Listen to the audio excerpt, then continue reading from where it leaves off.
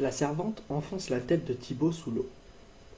Le garçon se débat un moment, puis ressort sa tête en riant. Est-ce ainsi que tu me laves les cheveux, en me noyant? À côté de la grande cuve pleine d'eau chaude, les deux servantes se moquent de lui. Dans cette eau s'effacent toutes les méchancetés que tu as faites dans ta vie, dit l'une. Plaise à Dieu que tu restes ainsi pur longtemps, dit l'autre. Et elle recommence à appuyer sur la tête de l'écuyer. Comme il s'ébroue à nouveau, Thibaut aperçoit son père à travers la vapeur qui remplit la salle ronde du donjon. C'est un homme déjà grisonnant, le dos voûté, qui regarde dans chaque cuve si l'écuyer qui s'y lave est son garçon. « Thibaut, mon fils, quelle joie! À peine suis-je arrivé au château pour accomplir mon devoir de vassal auprès de mon cousin Montcornet, que j'apprends l'heureuse nouvelle. Tu vas être adoubé pour avoir sauvé la fille du comte de Blois. » Thibaut sort du bain en éclaboussant tout autour de lui. « L'avez-vous déjà vue, père? Éléonore est si belle que de la regarder je me sens tout troublé. » Les servantes habillent Thibaut d'une tunique de lin fin, d'une belle robe qui tombe en larges plis jusqu'à ses pieds, tandis que le châtelain de Sauvigny s'abandonne à sa joie. « Demain sera le plus beau jour de ma vie, assister à l'adoubement de mon fils unique. Quel dommage que ta mère soit restée dans notre donjon et ne puisse t'admirer. »« Mais Éléonore sera là, dit Thibaut en souriant. Elle reste pour la fête et partira ensuite vers le château de Blois. »« Ne me parle pas sans cesse de cette Éléonore, s'exclame son père. Le comte de Montcornet m'a confié qu'il souhaitait la voir épouser son fils. »« La voir épouser, Foulques !»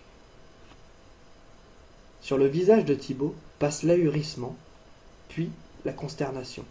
« Mais qu'as-tu » s'étonne son père, en se tournant vers les servantes. Il est tout pâle. Peut-être a-t-il eu trop chaud dans son bain.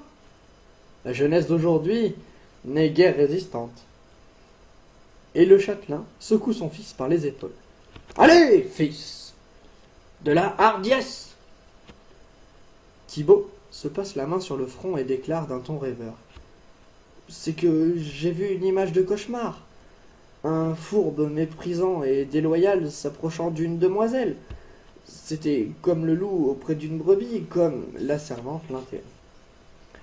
Mais donne donc ton bras, sinon je n'arriverai jamais à t'enfiler ce manteau fourré de petits gris. » Puis, se tournant vers le châtelain de Sauvigny, « Vous n'avez jamais vu votre fils aussi beau.